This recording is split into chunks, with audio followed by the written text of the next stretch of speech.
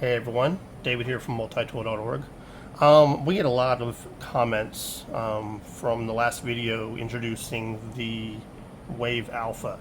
There were an awful lot of comments that surrounded the Leatherman Arc. Some people were gravitating saying, for that price I might as well go buy an Arc, or they're happy with the Arc, there's no reason to get a Wave. They prefer the original Wave and they don't feel Magnet Cut's a thing.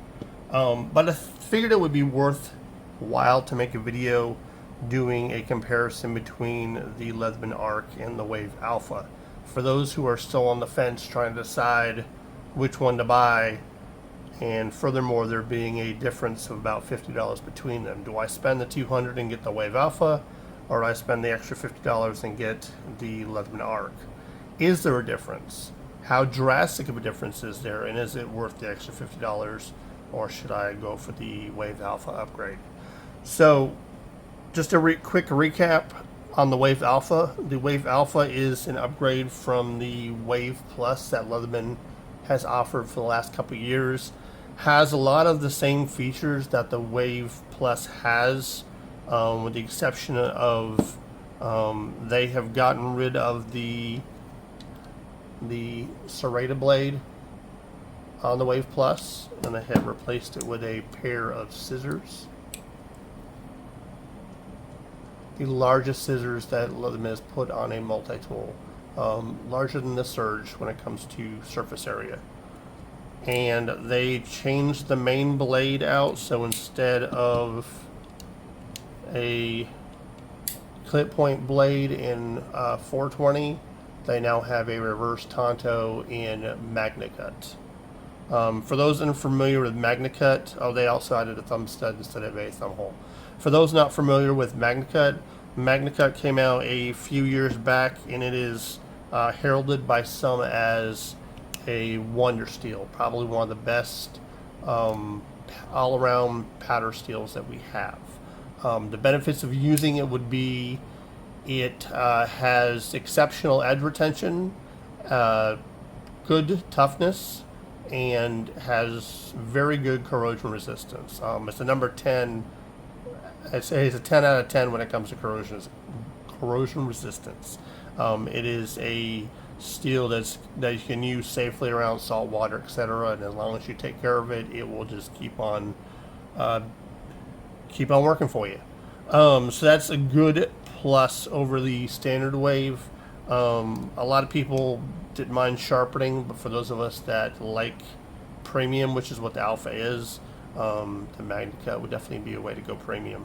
The only other difference is the Wave Plus is completely stainless steel through and through, as where the new Alpha sports G10 handles.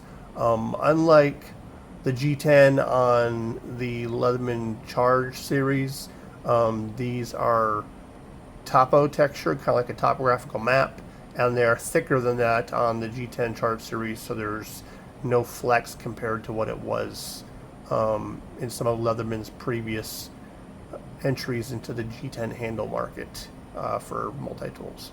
So that, to get some thumb holes to open up external tools, just some minor changes. But does that make a difference between going from $120-ish to $200? Just G10, Magnet Cut, and a few little bells and whistles help come up with an extra $80. Is that worth it? That's between you and your wallet. I can't tell you that. Is the Wave Alpha a good tool? Yes, it's a really good tool. Do I think if it's a good upgrade from the standard Wave, or the Wave Plus, if we will? Yes, I feel it's a good upgrade from that. And even though it's a little hard to swallow the extra $80, I do feel like you'll come on top with this. There was a lot of conversation regarding how Leatherman removed the measurements on the inside, the ruler. There is no such thing on the Wave Alpha. Leatherman completely removed them, and a lot of people are pretty unhappy about that. But that aside, that is everything that the Wave Alpha is. It's an upgraded Wave with a few extra bells and whistles and a higher price tag to show that it has those premium features, I guess we could say. When it comes to the Leatherman Arc, this is a step up from the Leatherman P2 and P4, which are now discontinued, which, let me backtrack a second, the Charge series is now discontinued too, so this is a direct replacement for the Charge series. So if you wanted anything above the Wave, you could no longer go to the Charge, you would have to go to the Wave Alpha. Now these are still the Charge series, as well as the P2 and P4 are still available via retailers, just Leatherman has officially discontinued them. So once supplies have run out, that's it. But anyways, the Arc is a upgrade from the P2 and P4. Instead of a 420 stainless steel blade like the original Wave, they have also opted for a MagnaCut blade, this one being a drop point fashion. I have noted in the previous review that I think that the blade on the Arc is slightly thicker than the reverse Tonto one on the Wave Alpha, but it's very, very small difference. I want to say this one is a little more robust. It has the same outside opening scissors that's on the Wave Alpha. File, saw. You'll see a lot of similarities between the Arc and the Wave Alpha. And I think spiritually, or however you want to say it, I think that the Wave Alpha is the Wave version of the Arc. Like, I think that's where Leatherman was going with this project, that they were creating a mini Surge or a Wave version of the Arc to kind of give people the best tool assortment in both platforms, whether it be the Wave platform or the Arc platform. The biggest difference on the inside, considering the tool set is about the same, and I'll open them up here to kind of show you. So we've got the Arc open up here. Only difference is between the Wave and the Arc is these are thumb rolled out. They're all one-hand accessible. As are the Wave, I have to use nail nicks to pull each one of the tools out. Almost there, folks. So,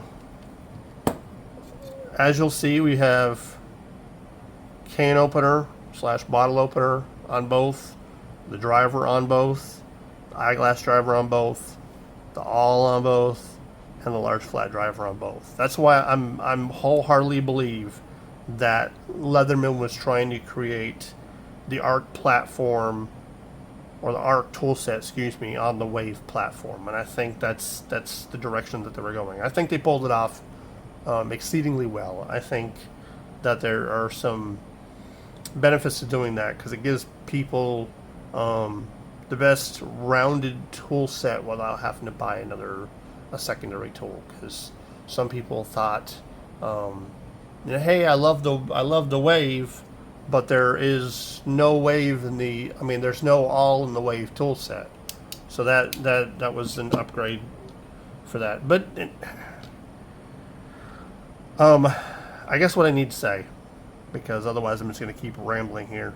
I'm trying not to do so many ums. I had a person who commented and said that I ummed too much, but due to ADHD, umming and ahhing is a bit of a word filler, which I apologize. I try not to do it, but it's there regardless. The difference in the Arc having thumb rolls for one-hand opening. I'm able, everything from the blade, if I want to access the driver or anything, it's a simple thumb roll. Or to access those tools, I select the tool I want, rotate it out. If I want to close it again, I just pull back the lock lever, release it. Same like if I wanted the large flat driver, I want to retract it. All the tools are accessible from the outside while the tool is in the closed position. Comes with a clip pre-installed.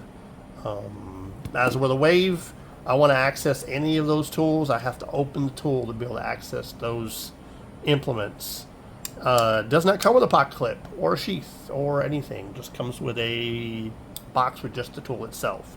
So with Leatherman going on their I don't know if we want to call it what, whether it's tariffs or what it is, but Leatherman's decided not to include sheaths or pocket clips, with some exceptions. The Arc still contains a pocket clip.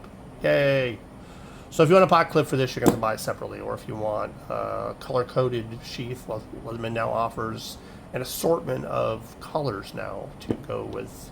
You want a cool sheath to match the handle color of your Leatherman, you can most certainly do that. Between the two, I like the Arc just because the one-hit opening.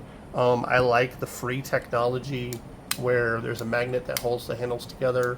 I can break the connection, let the handles swing open, and grab the pliers just like so, and like doing in reverse. It's very fluid, very smooth.